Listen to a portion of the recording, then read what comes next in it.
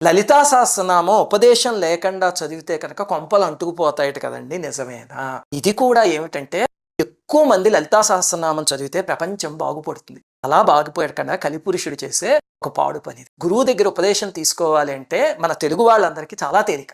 మనకి సామవేదం వారు, చాగంటి వారు, పద్దిపత్తి పద్మాకర్ గారు ఇలాంటి వాళ్ళందరూ గురుతుల్యులు.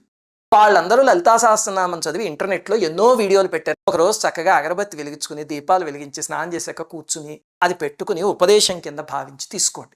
ఇంక అక్కడి నుంచి అది పెట్టుకుని రోజు వింటూ చదువుకుంటూ అది అయిపోయాక ఆఖరిలో యదక్షర పదభ్రష్టం మాత్రాహీనంతు యద్భవేత్ తత్సర్వం క్షమ్యతాం దేవి నారాయణి నమోస్తుతే అని ఒక శ్లోకం చదువుకోండి.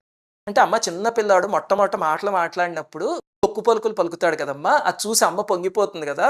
అలాగే నేను కూడా ఏవో తప్పులు చదువుంటాను, నన్ను క్షమించమ్మా అని చెప్తే అమ్మవారు పొంగిపోతారు. తల్లి పిల్లవాడి పలుకులు పొంగిపోయినట్టు.